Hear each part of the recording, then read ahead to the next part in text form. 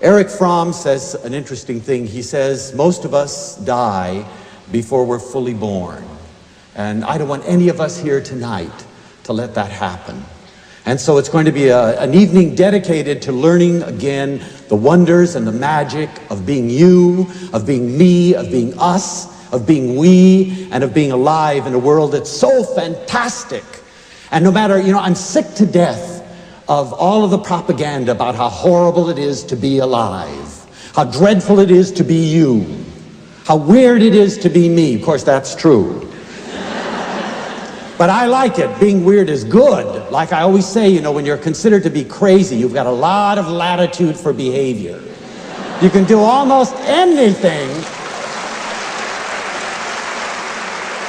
You can do almost anything, and everybody says, there's that crazy Buscaclia, and they forgive you, and life is divine for me, and boring as hell for the sane ones.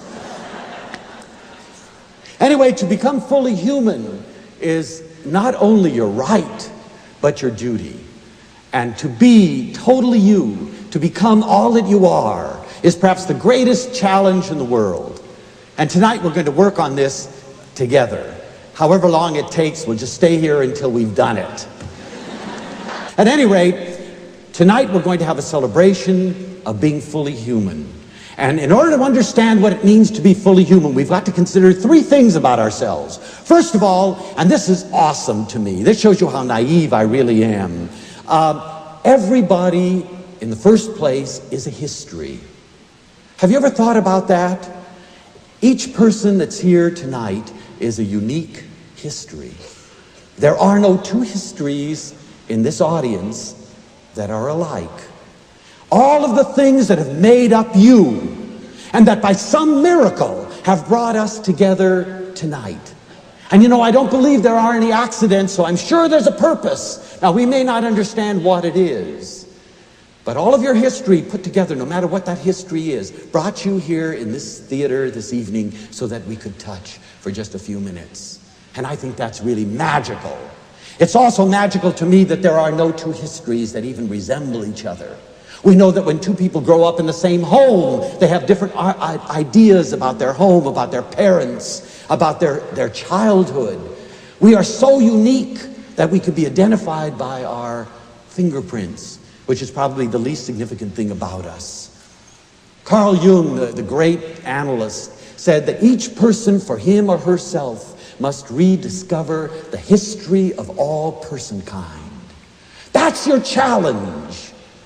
And you've been doing it up to now, even though you've been possibly unaware of that concept, that every day you are rediscovering the history of all personkind.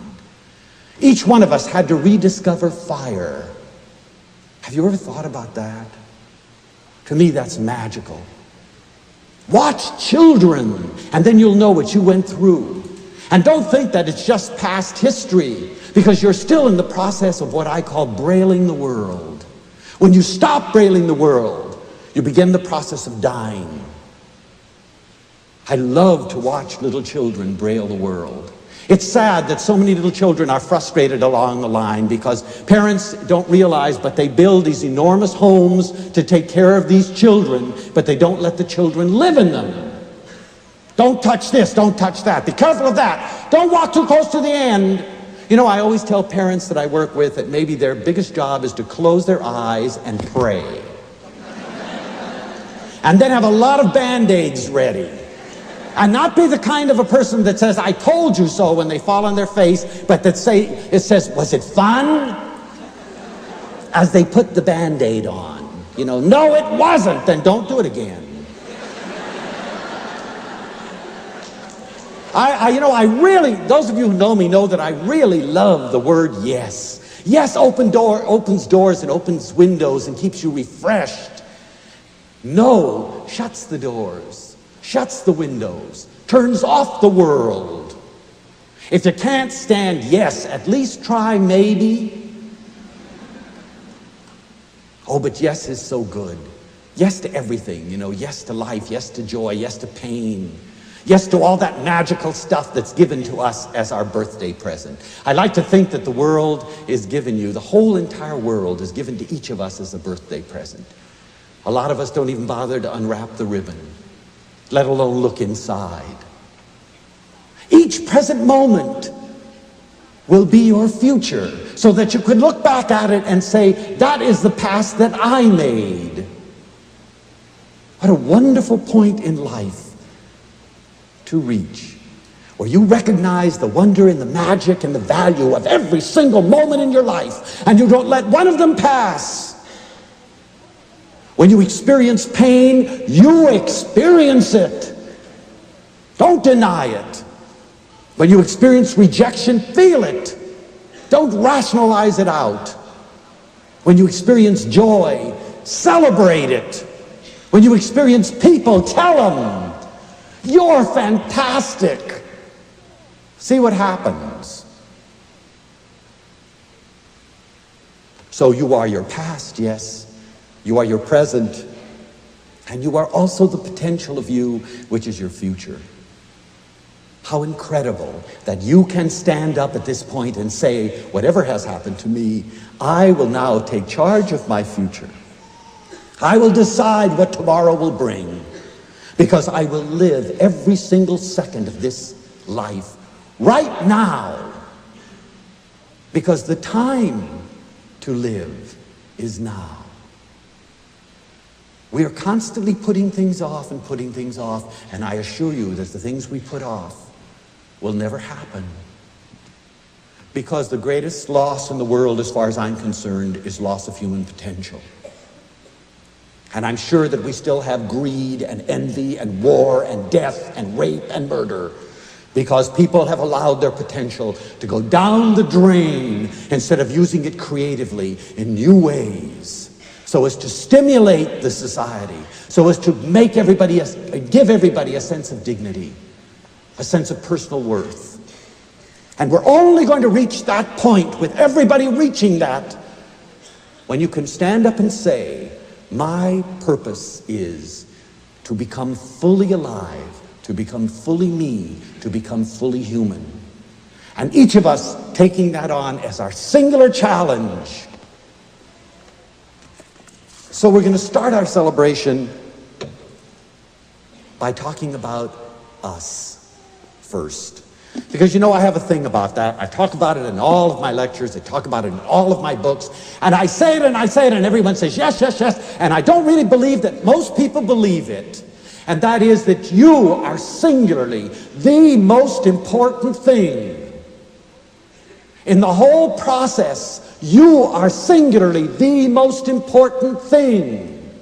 And people say, well, that's selfish, that's sick, that's going back to the 60s when we were talking about It isn't at all. Let me just remind you of something very simple, and that is that you cannot give anything to anybody else that you do not have. In order to give it, you've got to have it first. It's as simple as that. If I'm going to dedicate myself to being an educator, then I have the responsibility of making myself the most intelligent human being that I can possibly become. Not because I want to sit down on a throne and say, oh, Buscaclia, what an intelligent man you are, so that I can give it to my students and all the people in my life whom I love. In order to really get in touch with you, you've got to start again to listen to your own voices. What's right for you? And occasionally, and I'm not saying, and we'll talk about that in just a minute, that we shouldn't be concerned about what's right for me too. But occasionally, what's right for me? You don't know it, but in order to go, and at the rate I go, I have a lot of I love Leo times. I really do. And nothing interferes with I love Leo times. That's the time for me to sit there and say, sweet old thing. Or even just being quiet. Or even just disappearing on a country path. Looking at a flower. Planting a flower. I went geranium crazy last week. I have so many geraniums around my house you can't see the house. It looks like it belongs to Hansel and Gretel. What a day. And are they blooming? Every morning my neighbors think I'm crazy. I go out and say, hi, geraniums.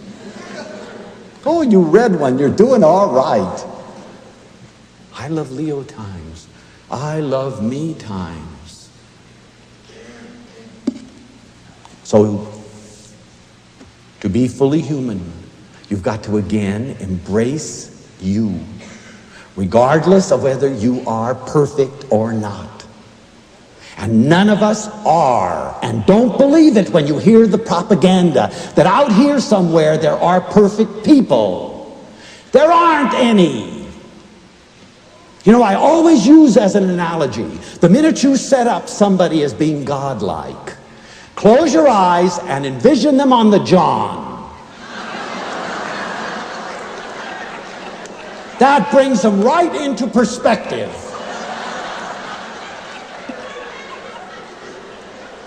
You know, look, Henry Kissinger. And you see it.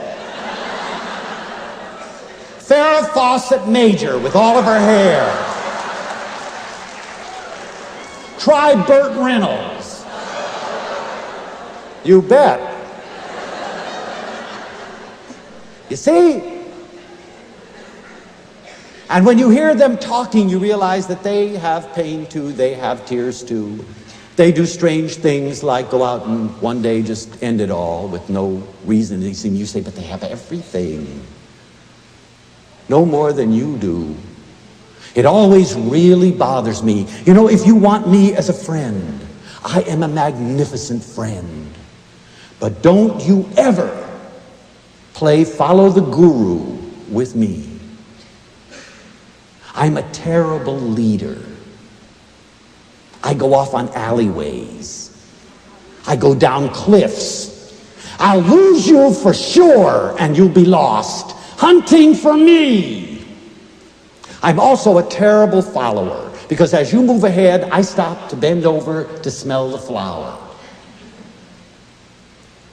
But if you want to walk side by side with me, both struggling, we'll make it fine. You'll be my very good friend. You want to share with me? It's easy, because I guarantee you that I cry too. I cry all the time.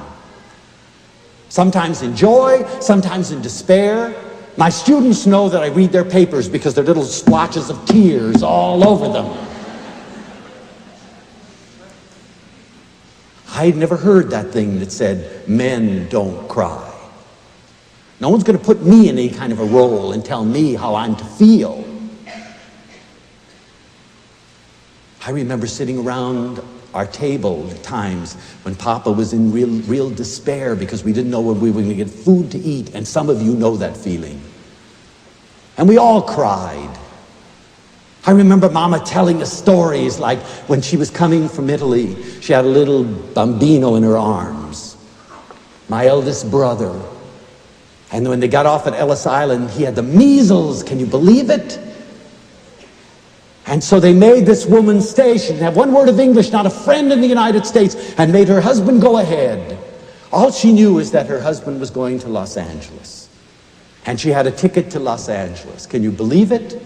A baby in her arms. Somebody put her on the train to Los Angeles several weeks later. You want to hear a beautiful story of love? Papa met every train from New York for 2 solid weeks. Mama got off the train without even knowing whether he was going to be there to meet her. And yet she knew. And you know, she used to tell that story and we'd cry, oh, poor Mama, you know. Poor Papa waiting at every train. So I learned early to cry. And I'm not ashamed of it. It's good. Crying clears your eyes. I like to cry. I like to cry in joy. When I see something wondrous, I cry. I read and I sit there crying. I remember just recently reading a book on an airplane and getting to a part that really moved me, you know, just sobbing in that book. The host just came up and says, "Is everything all right, sir?" I said, "Oh, it's wonderful."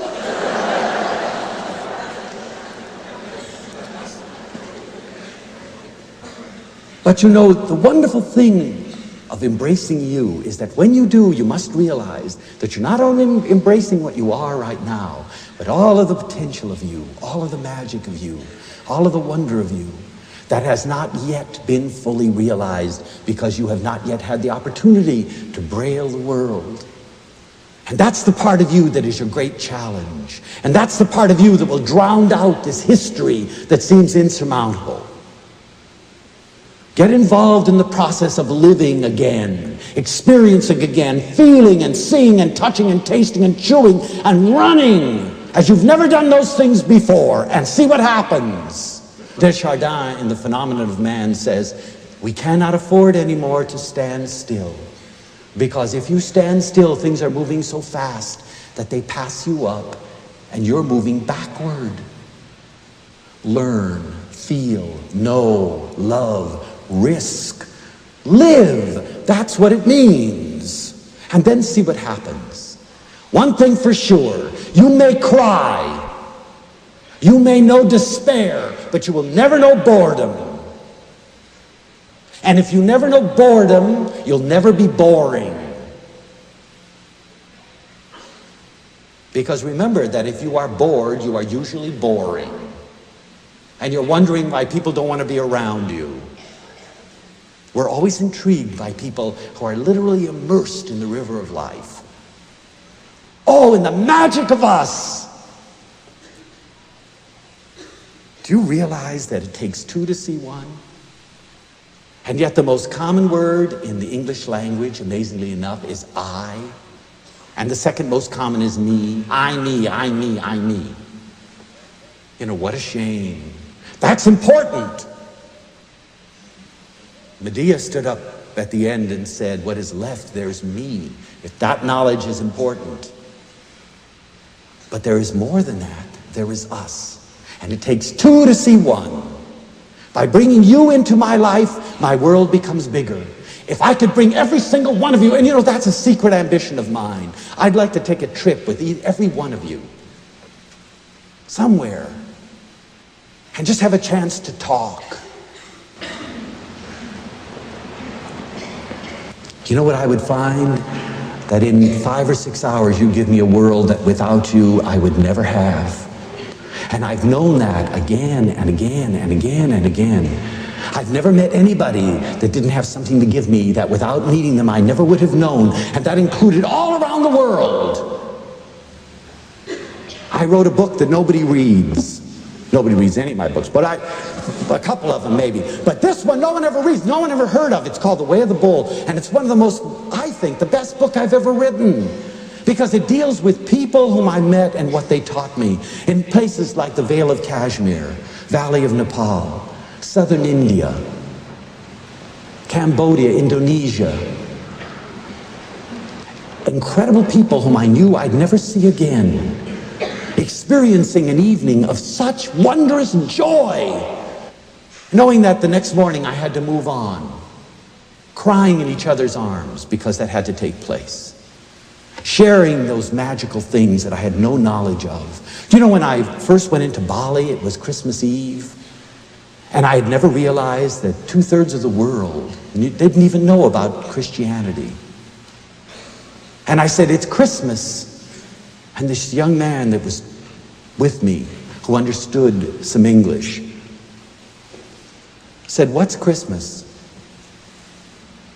Oh, I had such a good time telling him what Christmas is. I was giving him my world. And you know, I had never realized the magic of the Christmas story as magnificently as when I told, you know, they went to the inn and there was no room at the inn. Oh, he thought that was such a beautiful story. It's a universal story. But you know, he never understood why they didn't let him in. Because that's unheard of in Bali. I said, well, you see, there were no rooms. He said, well, how big was this Mary and this Joseph? Well, they were people like you and me. Well, there's always room.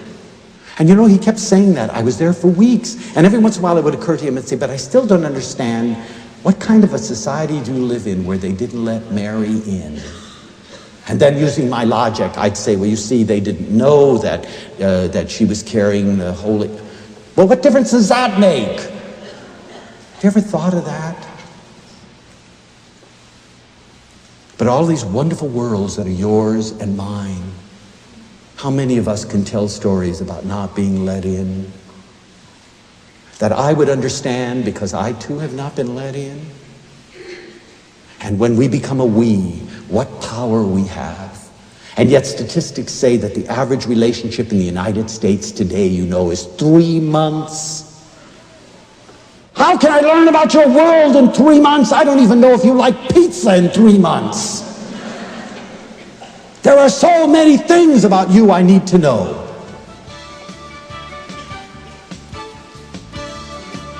So we need to become a we. And we become a we by reaching out, by risking. I'm one of those people that runs around and says hello to everybody. If they will allow themselves to be hugged, I hug them. You should see me on airplanes. We start as strangers facing straight front, and we end exchanging addresses and hugging each other and giving each other presents.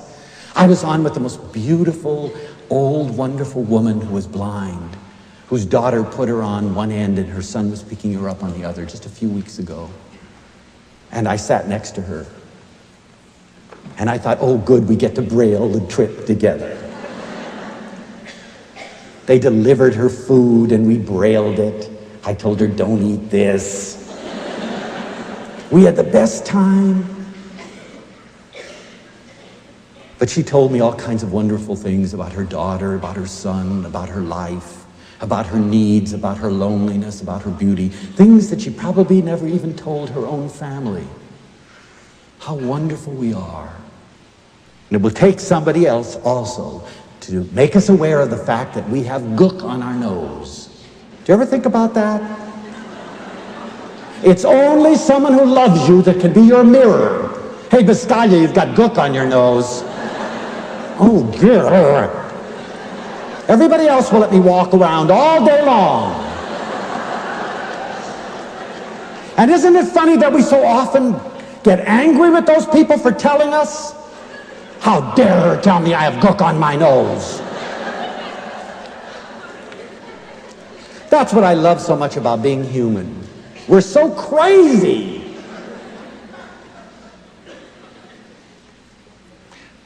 But we will begin to know who we are when we risk. And I walk down the campus and I say good morning to everybody. Now what's tough about that? What's so bad about that? And yet you should see the responses I get. I get people that actually look me in the eyes and say, do I know you? And I say, no, but wouldn't it be nice? And they sometimes say, no, it wouldn't. And it's all right, if I have the audacity to go out and say hello to you, you should have the audacity to say, mind your own business to me. But it still hurts. And I have a marvelous defense mechanism. As I walk away, I say to myself, gee, I'm sorry they didn't want to know me because I'm nice. And the next time I see them, I'm going to give them another chance. And then the next day I see them walking down and I race across the place. Hi! Do I know you? Yes, we met yesterday!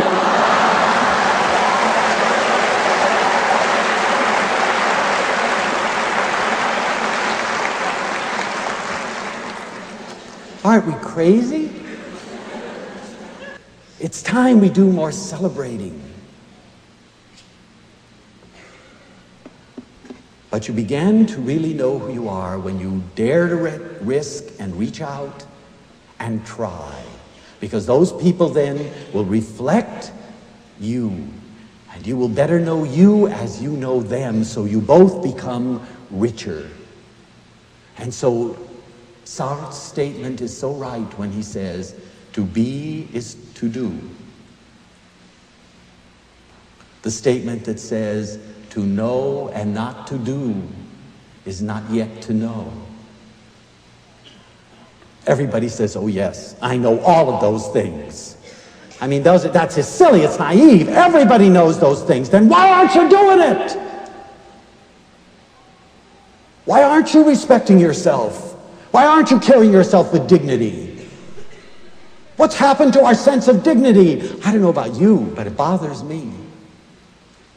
I was recently interviewed in New York, and this television interviewer said to me, Buscaclia, what's your gimmick? You know, you've got to have a gimmick. You must have a gimmick. I must be up here for some reason.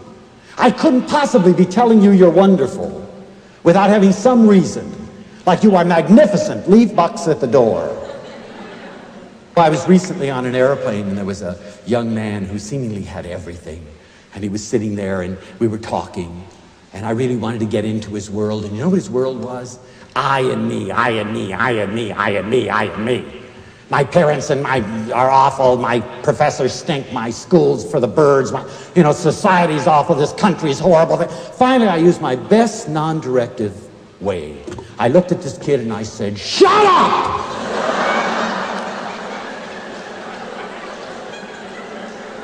Boy, that freaked him out.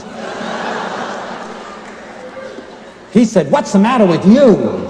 I said, not what's the matter with me, what's the matter with you? Every word on this trip has been I and me. What about me? He said, what do you mean, what about me? I said, I have a right to be too. So have your parents, so has the country, so has everything else. He said, who are you? I said, what difference does that make, who I am? Good grief. Look around you. There are people who need. Extend yourself and see what happens. You become real only at the point of action. You are accusing everybody in the world of not doing anything. Ask yourself what you're doing. You know, I remember having a big battle with myself when I went to Calcutta, looking around and seeing death and horror and illness and everything that I could not even imagine. And asking myself, my goodness, what's there to do? I'll go crazy in this place. I've got to leave in the morning train. There was a marvelous woman about whom I wrote also in that book who taught me one thing. She said, don't ask what is there to do, because if you do, you're going to freak out and you're going to become impotent and you're not going to be able to do anything. But ask yourself the simple question, what can I do? And to that there is an answer. Maybe it's walking down the street saying hello to people. Maybe it's going down the street to a convalescent home and getting someone to smile. Maybe it's sending somebody a rose with no note saying you're great. Maybe it's putting something under your saucer in the morning so that when your wife picks this saucer up or your husband picks it up, there's a note underneath it saying, you're fantastic.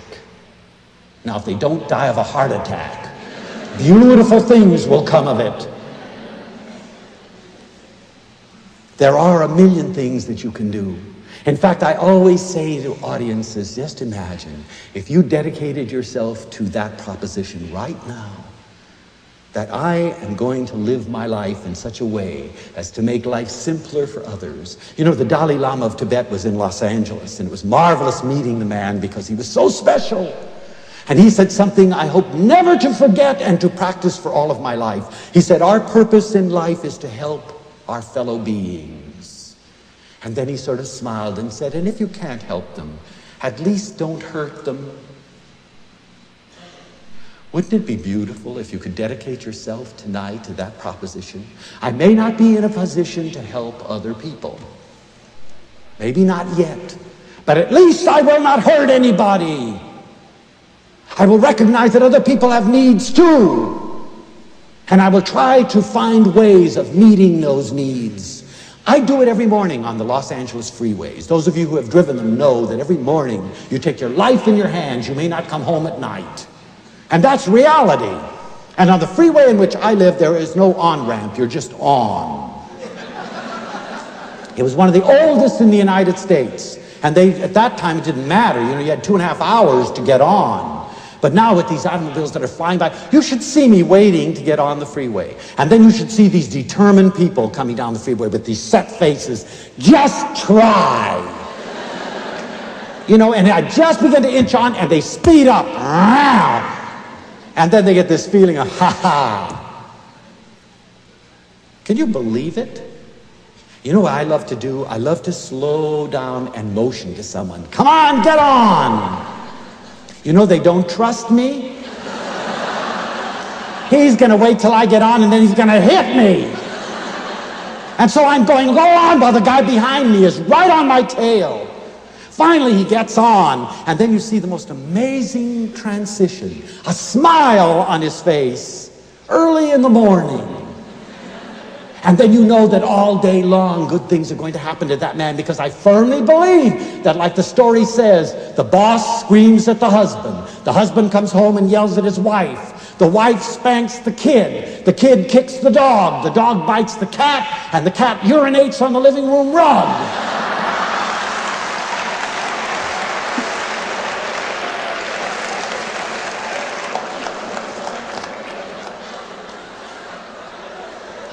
You know why we laugh? Because we've done it so many times. People are trying to tell you your blinker's on and you're screaming at them through the window, mind your own business.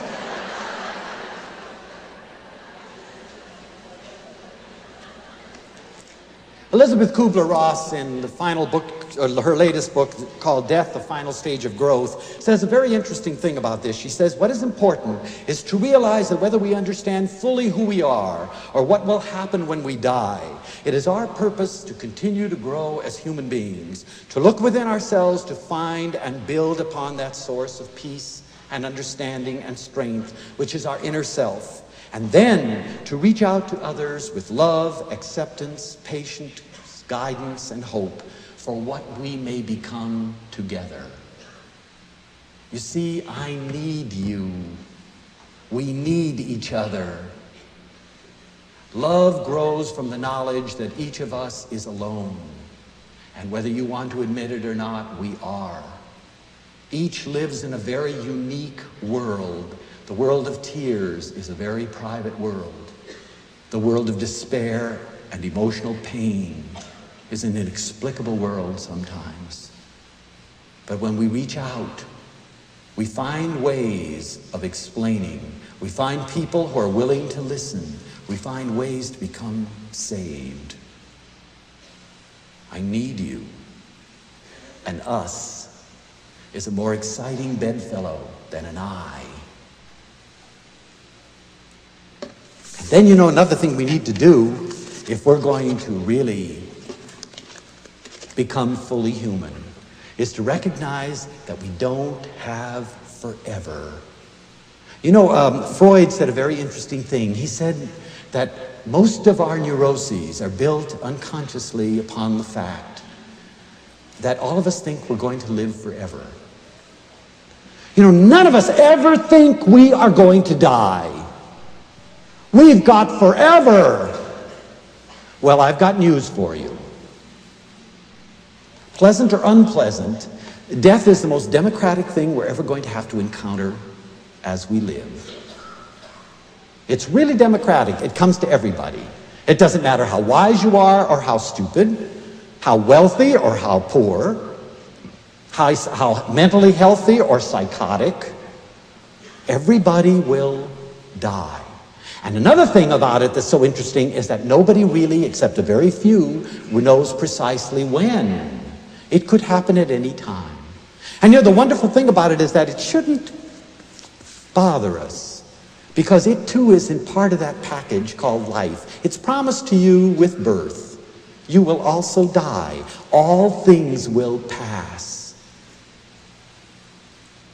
Recognize that? So will we. And when we learn that, we learn the preciousness of every precious moment. And we don't lose it. We watch our children grow. We look into their eyes. In the LA Times this morning, there was a study that said that most married men, I think it said something like only 4 out of 10 knew the exact color of their wives' eyes. Don't let that happen. Go home tonight and line everybody up. Yours are brown and yours are green. You know, don't wait. Death tells us that everything is impermanent. And if you want to experience it, you must experience it now. So if you want to know me, now's the time. If you want to love, this is the time. If you want to tell somebody you care about them, tonight is the night. Go home, pick up the phone, call long distance. Hey, Mom, what's the matter? Nothing. I just want to tell you that I love you. Oh my God.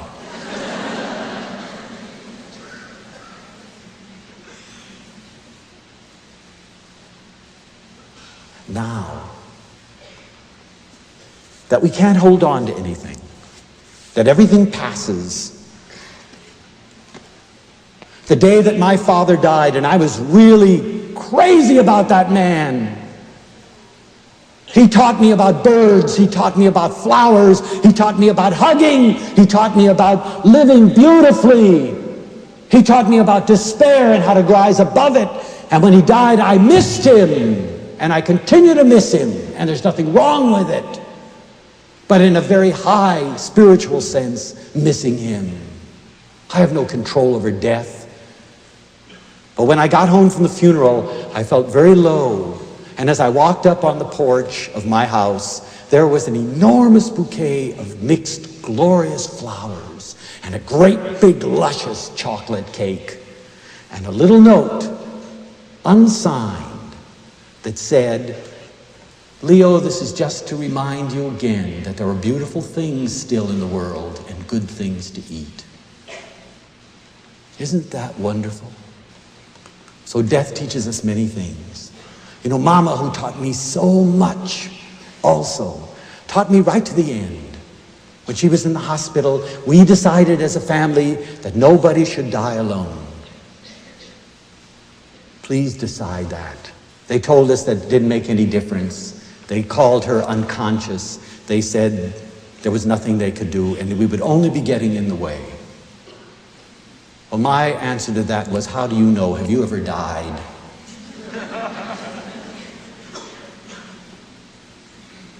But I remember sitting in that room, we were taking shifts, and I was thinking of all the crazy things that woman had done in our lifetime to make us laugh. All the good things, and lots of things that made us cry. And I took her hand, and I looked at her, thinking this, and tears were in my eyes. And this woman who was unconscious, quote unquote, opened her eyes, and she looked at me for a long time. She had great big eyes, always watery, always either on the verge of laughter or tears. And she saw me crying, and she said to me, and this was the last thing she said to anybody in our family, Felice, what are you holding on to?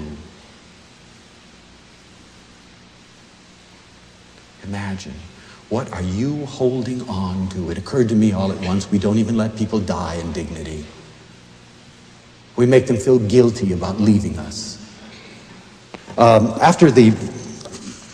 the Vietnam War, one of my students dropped this little poem on my desk. I want to share it.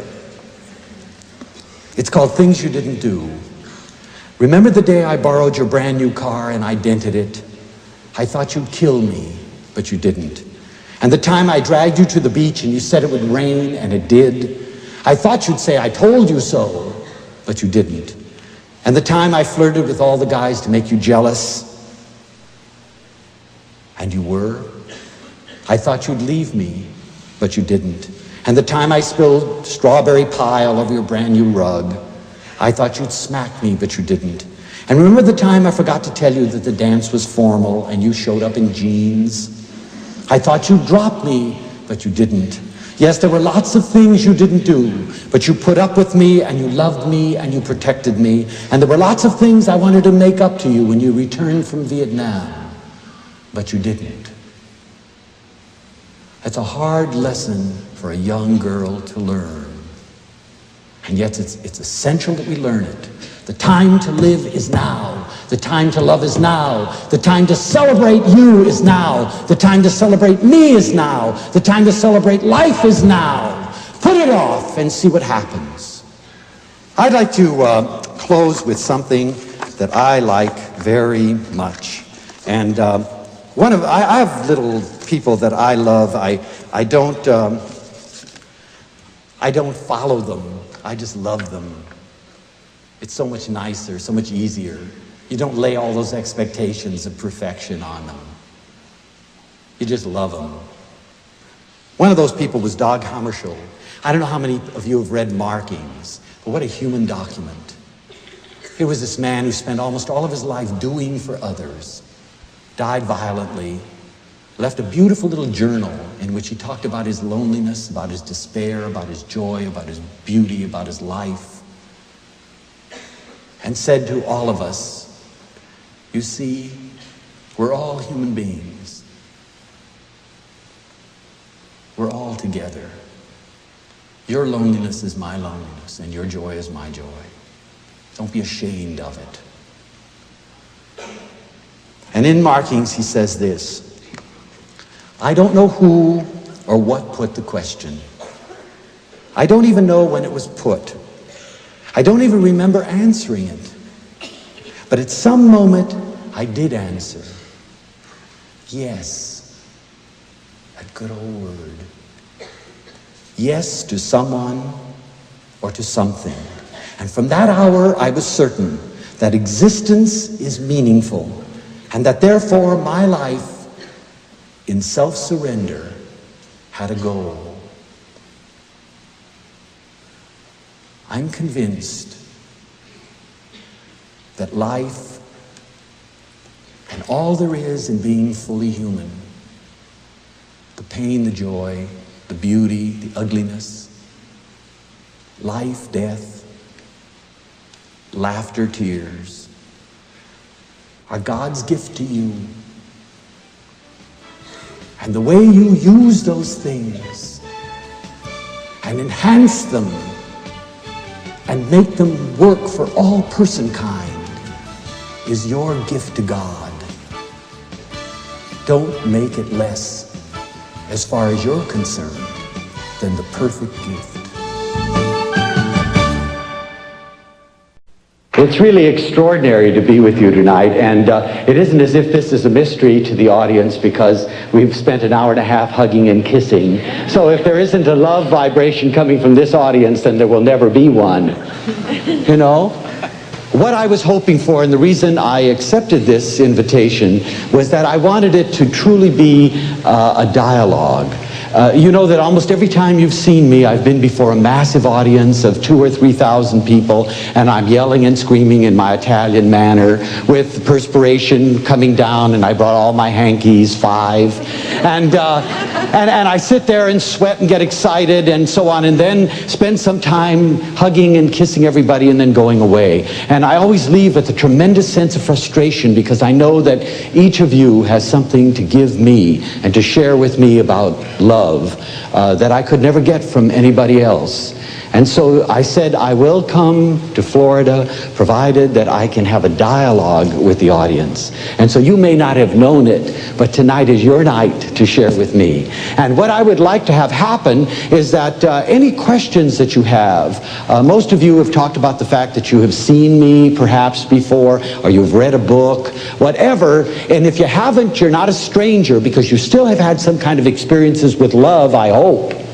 And so that you have some idea of love, some concept that you can share with us. And so tonight is going to be a great big freewheeling, beautiful sharing. You know, it really, really bothers me a great deal that so little is really said about love. It's almost as if it's become, you know, a nasty word and we're afraid of it. I know that I'm asked to go all over the country to all kinds of groups and speak about love. And dentists will call me for their annual conference and they'll say, come and talk to us about love. And I say, fine, what do we call it? And they generally say, well, let's see, think of some title. I say, why don't we call it The Dentist as a Lover? And you know, there's a long pause, and generally they'll say, well, it'll look strange in the times. Why don't we call it something different? And educators will call. I say, what about the teacher as a lover? What about mama as a lover, papa as a lover? But everyone's afraid of the word love. I assume that you're here tonight because you're not afraid and you really want to know more about it, and we need to have that freedom to share. You know, I brought with me something beautiful that I've quoted in my books. Any of you who have read the books, it's a little quote from a Harvard sociologist, Sorokin. Some of you have read his magnificent book called The Ways and Power of Love. And even though people told him also that he was weird and crazy, to spend most of the last years of his life studying this incredible phenomenon, it always bothers me so much that people are dying of loneliness. And love is such a simple thing. We make it so complex. Love is easy. We're complex. And here is a man that gave the last years of his life to studying, actually scientifically, the phenomenon of love, and proving that without it, we go into madness and despair. Little infants die who are not nurtured. So if that doesn't tell you the import of love, and yet there isn't anybody, except a few of us kooks, that go around the world and say, we have to love each other. We have to try to learn. And the wonderful thing about love is that it is a learned phenomenon. That means that if you weren't fortunate enough to learn it when you were a child, there is hope forever. And that means you can be 190 and still learn how to love. And if you were fortunate enough, as I was, to learn love as a very small child, there is so much to love that we can continue to learn and learn and learn for the rest of our lives, and we'll never even begin to scratch the surface of the wonder of it all. And so I'm all for sharing. And Sorokin said in his book, in his introduction to The Ways and Power of Love, said this: the sensate minds, our minds, emphatically disbelieve in the power of love. It appears to us as something illusionary. We call it self-deception, the opiate of people's minds, idealistic bosh, and unscientific biasness. We are biased against all theories that try to prove the power of love and other forces in determining human behavior and personality, in influencing the course of biological, social, mental, and moral evolution, in affecting the direction of historical events, in shaping social institutions and cultures. In our sensate milieu, they appear to us to be unconvincing, unscientific, prejudiced, and superstitious. And therefore we dismiss it and we die of loneliness. So I don't want to die of loneliness. I think it's marvelous that the 200 or 300 of you are here tonight and that we can share some of the dynamics that you have learned and I have learned about love. So if you have questions, if you have something to share, if you know something that you're sure that none of us know, even if we do know it, it's good to hear it again. Let's share. And you know, one of the amazing things, I found this out from experience, is that everybody here has something to give that nobody else can give. And if you don't, you're not going to sleep tonight, and it's going to be your own damn fault. How many times have you left something like this and said, I should have said? Well, you know, don't let it ever be with Buscaclia. And don't be intimidated by cameras and lights. You have something to say, and you have a right to say it. Speak with me. And if you're fearful, I'll come over and put my arms around you, and we'll talk eyeball to eyeball. So somewhere around here, there is a mic, and there is a long cord that I'm told will reach all the way to the end of the room and outside on the street. And so who's going to be the first one to break the ice and make a comment or ask a question? Oh, I love people like you. Why don't you stand up? Wonderful. Now, let's get together. Someone just asked the question whether it's possible, if you aren't normally demonstrative, to cultivate that quality. Oh, yes. Oh, that's a beautiful question. Thank you.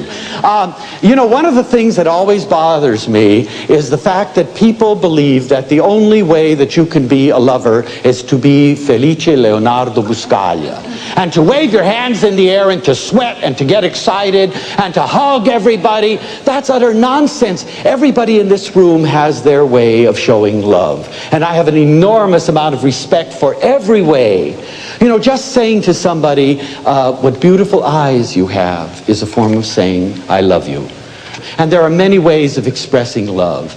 I'm all for expressing it. You know, I once had a beautiful teacher that said to me a statement that I have never quite forgotten. He said, to know and not yet to do is not to know. And you know, so many of us go around saying that we're lovers, but I don't see enough action. I don't see it happening. And when it does happen, so many of us are shocked that somebody should take a moment to say to us, you are a kind-looking man. You are a gentle lady. I had a wonderful experience lately, or a few months ago anyway. I was in Texas and I was traveling by car with a friend, and we were going to a lecture. And we stopped, we were hungry, and we saw a little place that was really a greasy spoon in the real sense of the word. But there were lots of people there, and you know, I don't know where we get the idea that truck drivers are gourmets. But every time we see a truck, we say, oh, that must be a good place because the truck drivers go there, you know, of all the nonsense. But nevertheless, we went in this place, and it was very crowded with people, and the odors coming out of the kitchen were something outrageous. And you know how I love to oink out. Just give me an odor of food, and Buscaglia is in good shape. And so there I am, and I opened up the menu, and I looked around to see what people were eating, and they had, this man across from me had two of the most gorgeous pork chops you ever saw. They were about 1.5 inches thick and that big around. And I said, I'm going to order the pork chop. And my friend said, oh, you're going to die. You'll never survive eating pork in a place like, you know, that kind of thing. I said, oh, well, what the hell. And so I ordered the pork chop. They were incredible. I mean, you know, I've eaten in some of the most gourmet restaurants in the world, in France and Italy and Spain and New York, and I haven't tasted pork chops like that. And so I called the waitress over. Well, she was so unaccustomed to having anyone say something nice that she almost freaked. You know, she said, our pork chops? I said, yes, they're incredible. And I said, I would love to tell the chef. She said, oh, God.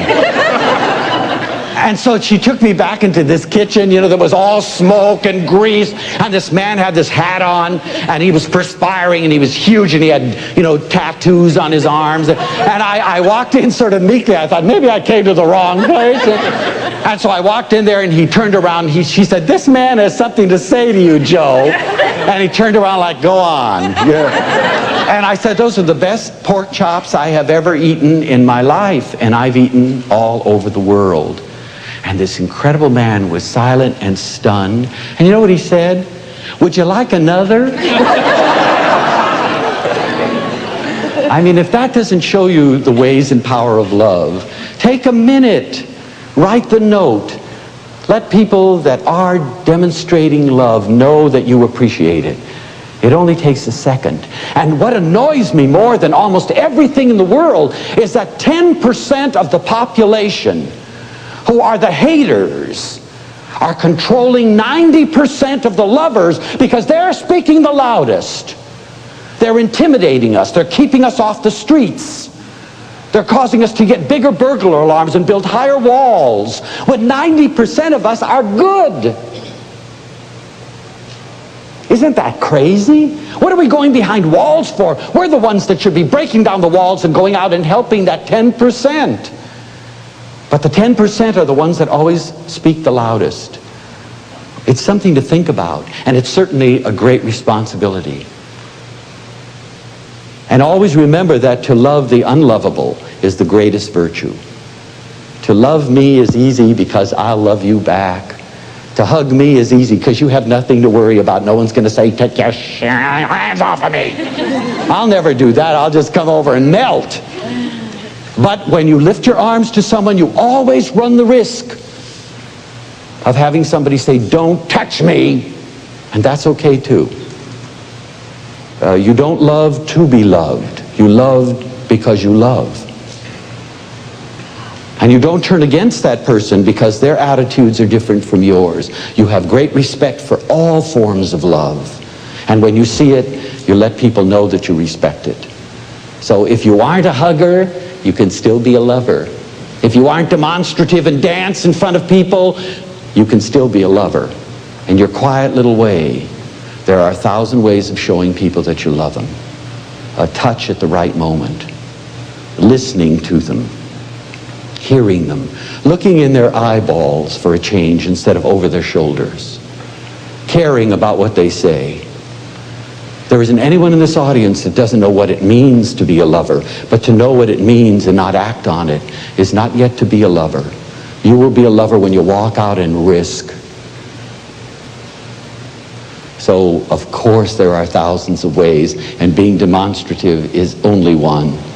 I happen to be a hand-waving Italian, but, if I were a cold little reticent one, I could still be very loving. It would just be another way of showing it. Yes? What I would like to know is, why do adults become so afraid and so shy in loving? All we have to do is look at a little child and understand what they love. What happens to us? Well, it's an amazing thing. I love the fact we have a little nursery school, and I love to go there and watch the little children because they are so incredible. And you wonder what does happen between childhood and adulthood to turn them off. A little girl will go up to a little boy, and she will say, "Will you play with me?" And he'll say, "No." She won't kill herself. She'll say, "Okay." And she'll go to him, "Will you play with me?" Until she finds somebody. What happens when you're an adult? "Will you play with me? Get out of here." Pow. I mean, what happens to this survival? This feeling that it's all right, if you don't want to play with me, I'll find someone else to play with me, and we'll get along just fine. So many things happen to us. And I think basically it's because we have so few models that say it's all right to continue to be that way. Our models say you mustn't risk. You must be afraid. You must be cautious. You must be suspicious. Everybody is a potential rapist. Everybody is a potential gangster. 10% are potential gangsters and rapists. 90% are there with open arms, as lonely as you are, and wanting very much to communicate with you. When I was traveling around the world, I was traveling by myself, and I realized I don't like all the time to be alone, and so I had to be the initiator of contacts. And I would see a man sitting there eating dinner alone, and I could do a lot of things, but eating alone, eating is a celebration. I don't want to eat alone. I'd rather cook it and go out on the street and see a stranger and say, "Come on in and have some spaghetti." I'm good. So I would go over and I'd say, "Now, you don't have to accept this, but I would very much like to eat with you. And if you'd rather be alone, I can respect that." And I could. 9 times out of 10, the person would say, "Oh, please sit down. Oh, how wonderful that you talked." And I'd say there was no string attached, and after dinner, we'd both pay our own checks and disappear. It almost never happened. We'd always go out together and look around and maybe see each other the next day and go look at a Buddha or a mountaintop. It was beautiful because, you see, the strange thing is that we don't recognize that what we need is exactly what the other person needs. Don't you see that you are me? I'm nothing that you're not. And the reason that I can love you so dearly is because I understand your loneliness, because I can be lonely too. And I can understand despair because I have known despair. And I can understand tears because I have known tears. That doesn't mean that I can understand your tears. Your tears are always a very personal world. And that's nice. But to the extent to which you explain your tears to me, we can get closer, and I can understand them more, and I can support you more. But always remember that you are me.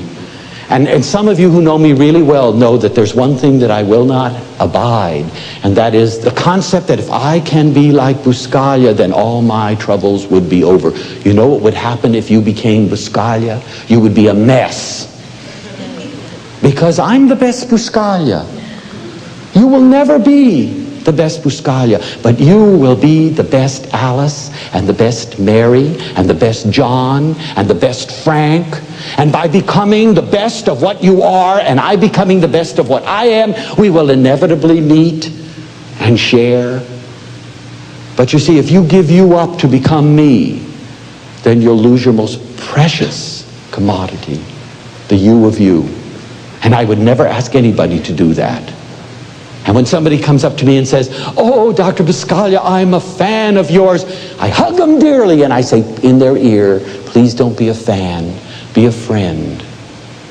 I can never live up to your expectations as a fan. You would only destroy me. But if you will be my friend, then you'll forgive me when I'm tired. When I do something dumb and stupid, you'll say it's all right, as we do for a friend." Because, you know, we have this concept in America of creating gods, which none of us can be, and then shooting them down. Isn't that strange? I don't want to be shot. I want to be loved. And I can only be loved if I let you know that I am no better or worse than you are. And that's the most wonderful knowledge in the world to me, because that opens our doors of communication. When you tell me, as so many of you do, a few weeks ago my husband died. I understand death. And I know the loneliness that's involved. And I know the strength that it takes to let go and to go on and to remain beautiful. And so I can hold you tenderly, and human being to human being, saying, "I understand." We can give each other that. That's the magic and the wonder. And so I am nothing that you are not. And that's why I really love this kind of a thing, because you do have things that I can never have.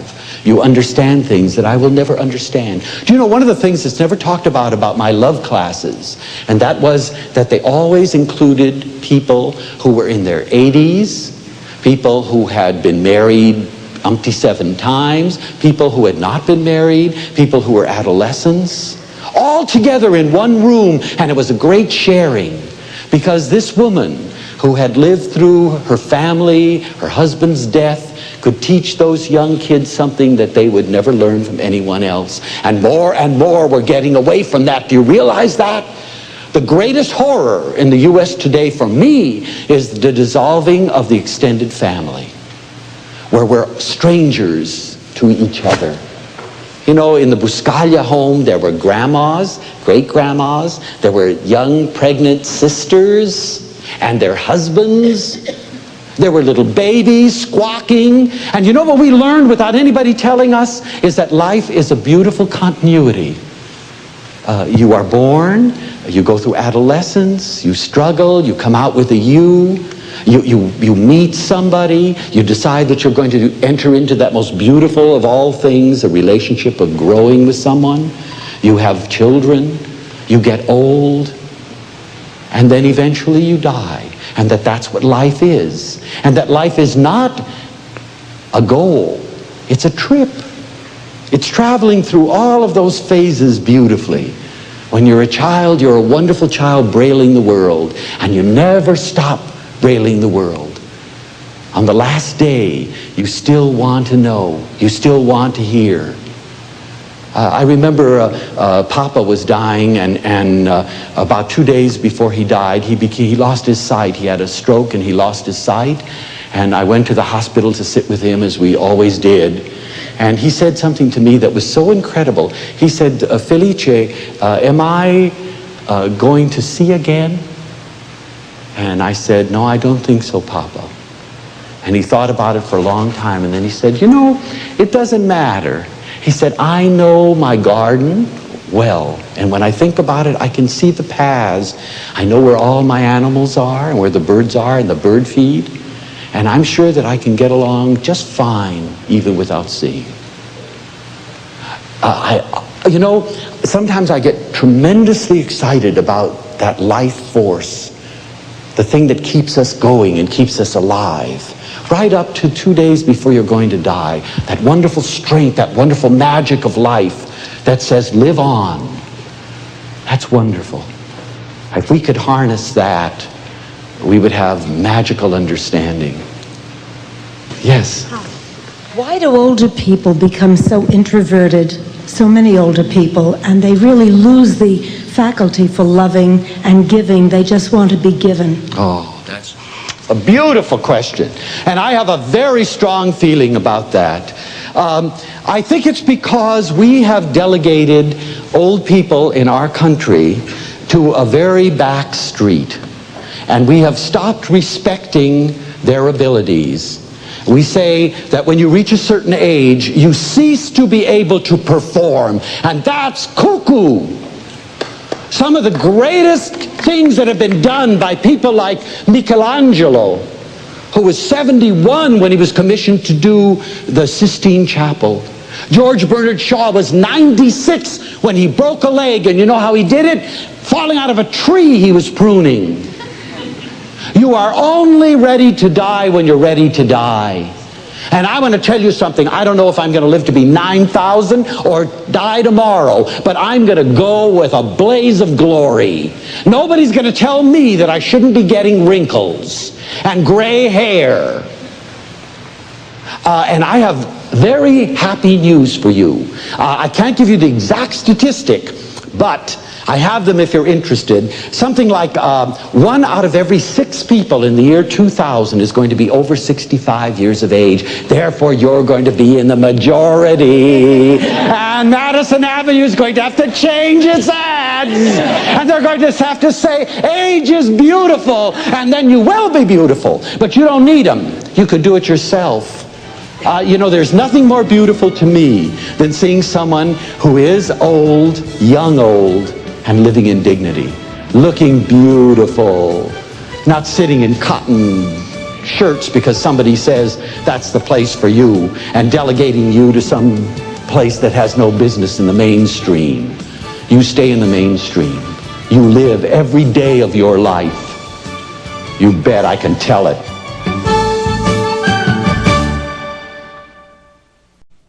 It's that same cultural kind of thing. We had the deepest respect for nonno and nonna.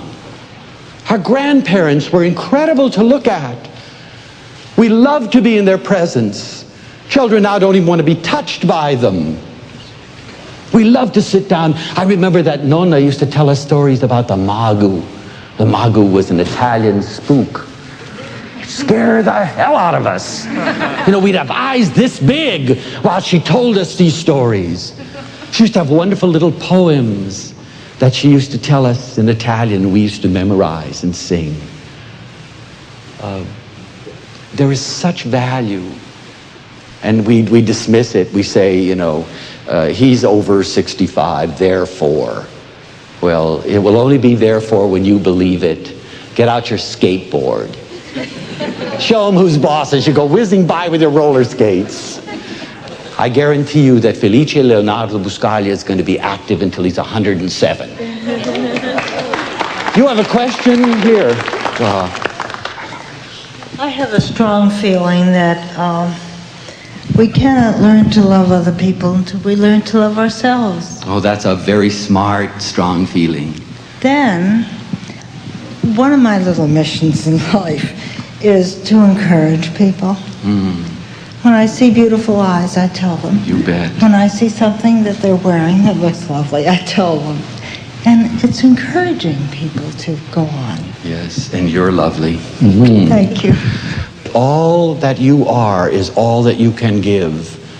And if you have personal dignity and you stand tall and you say, you know, I'm not Sophia Loren, I'm glad she is herself, but I am I and she's not me. Tough for her. Because you have your place too. And certainly you cannot give what you do not have. And there isn't anybody in this room that doesn't love themselves that has the power to love anybody else. And you will love them only to the extent to which you understand love in you. So that if you insist upon being free to grow, then you will allow others in your space to be free to grow. If you love tenderness and understand tenderness, then you will allow other people to be tender. And it will only work in direct relationship to which you are able to do those things for yourself. And it only starts there. But as I grow in wisdom, I can share it. As I grow in tenderness, it's because I want to give it away. And the wonderful part about all of those things is that they can be freely given and you never lose it. You always have it. It's always yours. Nobody has ever given love away and been without it. It's impossible. Love is not a commodity. Gentleness is not a commodity. But at the same time, it cannot be insisted upon, and you can't demand it. I hear people saying, you must love me, I'm your mother. I think, oh God. You know, we're married. Well, you're going to have to do better than scream at them. But find out what happens as you become more. You're never boring. You're always a surprise. Nobody ever knows the next day what I'm going to be, because I'm going to find out new ways of becoming more and then surprise everybody. So you're absolutely right. It starts with you. But don't stop there. As you grow, you share.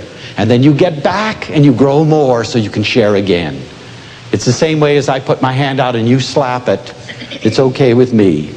I'll go back, I'll suffer my pain, and then I'll stick my hand out again, because it's the only way that I can continue to live. You know, I feel very strongly that you do not fall in and out of love. You grow in love. And that's the essence of it. When love stops growing, you begin the process of decaying and dying. And you really have no other choice but to grow in love. Because the alternative is really death. Living with your brain and your heart, but empty. The greatest thing that we have, the greatest privilege as human beings, is love. Don't miss it.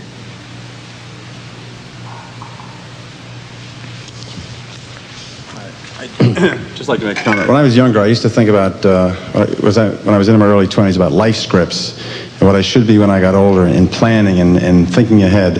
And I discovered that I was missing an awful lot as I went through life. And I have to say, thanks to you, I've learned to kind of relax and lay back and just accept things as they happen and look forward to things happening unplanned and kind of spontaneous, on a day-to-day basis. Absolutely. Oh, that's a beautiful statement. And that brings up something else. I don't know how to use these like professionals. I'm always hitting myself in the face with them, but I'm not a professional. I'm not a showman. I'm a lover, that I am, so I can hit myself with a cord. It doesn't make any difference. But that's one thing that death, by learning death early, you see, when you're from a big family, like I was, you encounter death as a child. And you learn that death has no respect for age. It takes 2-year-olds and 6-year-olds and 80-year-olds. And it says to you, the time to live is now. Don't put it off for next New Year's. Life is, as I say, it's not a goal. The goal is being 6 foot under. It's a process. It's what's happening to us right now. If you're so bent on getting to a goal, you miss the blossoming peach. I don't want to miss it. I hear parents all the time. I work very closely with them, and I hear them say, my goodness, my daughter got married and I really didn't even see her. I was so busy doing for her that I didn't even see her growing up. Well, I do not want that to happen in my life. And sometimes people amuse me by saying, Buscaclia, you intimidate me. You look at me so hard. Yes, I do. And I hug you hard, and I listen to you hard, and I live intensely. I don't want to miss you. And you know that sometimes after having hugged 1,500 people, I go back to a little hotel room or something, and I lie on the bed, physically exhausted, mentally flying, thinking of your faces, seeing your eyeballs, hearing your words, watching your smile. You think I'm ever going to forget you? Never. Or you. I don't want to. Sometimes I think you're more beautiful than you think yourself. And sometimes I know that I respect you more than you do yourself. And that really upsets me. The greatest thing in the world would be to have you stand up and say, who needs you? Wouldn't that be wonderful? And I always think that I've really achieved something when after a talk, people don't line up to hug me. They turn around and hug each other. And that very rarely happens. I will think that I have arrived when I stop getting 1,000 letters a week and you start writing letters to people who need letters. Do you know that there are some people that wander out to their mailbox every day and open the mailbox and there's no letter there from anybody? And a letter, even the gas bill, would tickle them to death. You know, I love to hear from you, but I don't need your letters. It would make me much happier if you wrote to Grandma with that energy, or to someone in a prison, or to someone in a home for the aged, or go to a hospital. And I don't need gifts. I have more than I can handle. I want to get rid of everything. I want to do what Thoreau said to us, giving us the greatest advice: simplify, simplify, simplify. And people send me gifts, and I appreciate them, and I answer and say how lovely, but wouldn't it be nice if they had sent that to the person up the street that has no one? I get invitations, come and have ravioli at my house. And I think, wouldn't it be wonderful if that same person would go out and get some person that was alone and pick them up and take them over and say, have ravioli with us. That would be the greatest tribute to me. There was a hand way back here. Let's see if I can reach you. My question, why do so many people consider it egotistical or egomania when we say that we actually love ourselves? You know, when you're dealing with teenagers, and I deal with teenagers considerably in my job, and I say, I love me. They say, you know, Mr. P, how can you love yourself so? I love me. That's how I can love you. And they say, no, you're conceited. How do we go about trying to convince these people, if it's possible, to show them that they must love themselves first before they can love anyone else? There are a lot of people who truly believe that if you say, I love me, that it is an egocentric way to approach the world. What I try to convince them is that I cannot be anything to you that I am not to me. For instance, on a very simplistic level, how can I teach you what I do not know? I'm a teacher. I've been a teacher all my life. My mother said that when I was a little kid of 5 and 6, I used to gather up all the neighbor kids and play school, and I was always teacher. You know, I knew what I wanted to be. I don't want to be a psychiatrist. I don't want to be a doctor. I don't want to be a dentist. I love the people who are, but I want to be a teacher. And I always knew that the more I knew, the more I could teach. And that's the only truism. And so we must keep showing them that this is so. If I am ignorant, I teach my ignorance. If I'm fearful, I teach my fear. But if I am together and secure, I can help you to become together and secure. If I am centered, I can teach you centeredness, but I have to have it first. And you know, I know that I'm not always popular among psychotherapists, but I think there are a lot of psychotherapists who are in the profession to help themselves, not to help people. They are so confused. I know somebody, and not necessarily is this bad maybe, but I know someone who is a marriage counselor who himself has been married 5 times. Well, maybe he should start practicing what he's preaching. You know, the happiest day of my life is when we were going through school, it was necessary in order to be able to teach what we teach, to have some kind of a therapeutic relationship in our classes and counseling. You probably remember that. The happiest day of my life came when I was able to say to the therapist, by the way, if you ever need me, call. And mean it. You know, who was this man? And not necessarily did he make me feel that, but I had put him somewhere on a pedestal, thinking that because you are a therapist, you must have all the answers. Well, he didn't. He had some alternatives and he shared them, and that was nice. But you can only be to others what you are to yourself. And when you get to the point that you can embrace you and mean it, you can start embracing others and mean it. But not until that happens. That's the wonder of it. And so I am dedicated every day of my life to becoming more. Not only for me, but because I owe it to you. And I owe it to all the people that I love. And if I die being less than what I am, I will have cheated everybody out of it. Because your greatest duty as a human person is to become all that you are, whatever that is, and to share it with us. Because if you die, you're going to take with you that incredible history that is yours.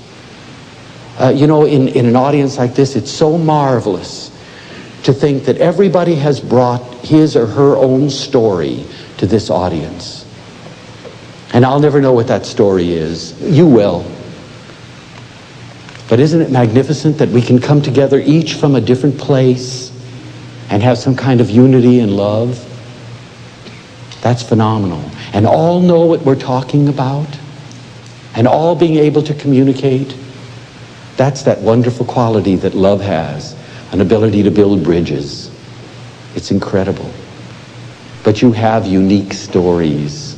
That means that you are a unique person. That means that you were intended to tell something to us that none of us would ever know without you. You're that rare combination that will only occur once in the history of personkind. There'll never be another you. Ever.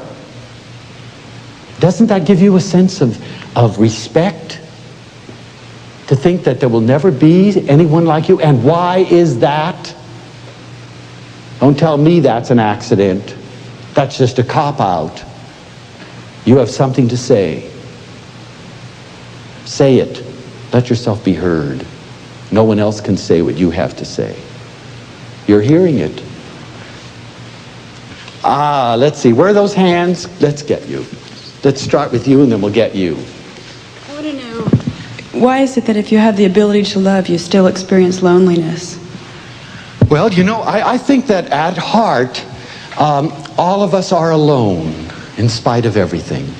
And getting in touch with that, says Eric Fromm, who does a lot of beautiful work with loving, is the beginning of real love.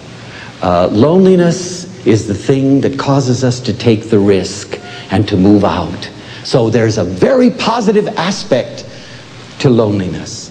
And don't be afraid to feel your loneliness.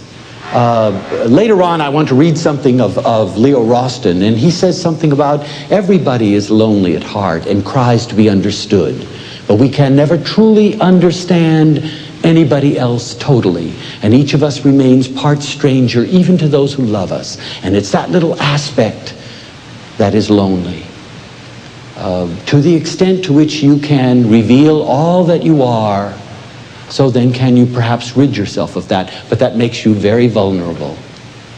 But then again, vulnerability is at the heart of love. You remember that in the love book, the very last paragraph is that to be loving, you make yourself very vulnerable. But I would rather know pain than nothing, anytime. And so I will expose myself in the hopes that you will come in, and in the hopes that you will be gentle. And most people will be. Most people don't kick dogs and hurt children. Only very sick people do. And those are the most vulnerable of all. Strangely, you kick a dog, and what does the dog do? It howls and comes back to you with its tail between its legs. It's amazing. And children, my goodness, that the fact that children survive is a miracle. Now we'll come to you. It's very easy when I'm talking to you or somebody like you that you go right out to them. How do you overcome the fear that you're going to get shot down when you want to make a start? Mm-hmm. And that's just a question. That's all. And a very good and a very realistic and a very honest question, and certainly worthy of the best answer that I can muster up. But it isn't easy. I know it isn't easy. And taking those first steps, going up to someone that you don't know and saying hello. may I join you, is not easy. But if you do it enough times, you realize that 9 chances out of 10, they're going to accept it. It isn't true. We hear again and again, people are no damn good. It isn't true. Most people are very good. And that sounds naive, and people will criticize and say, Buscaclia, you really are insignificant when you make the statement that people are good. Well, you know, look at this. Aren't these good people? Look at them. Don't you want to just dive in the middle and hug the hell out of them? I hope. I think probably our time is up, and I'm going to take one more question, and we'll take it from you because your hair is so beautiful. I knew you'd say that. You just took the word out of my mouth, Ed. In the periods of loneliness, the hope and faith that I went through a period of about 3 or 4 years of being alone, and then all of a sudden, boom, you meet somebody, and if you don't have that faith and hope, you get that bitterness inside you. So I just want you to remind everyone to have that. Sure. Stay open. Oh, yes. Stay alive. That's what it's all about. And you know, I have a beautiful thing I want to share with you in closing.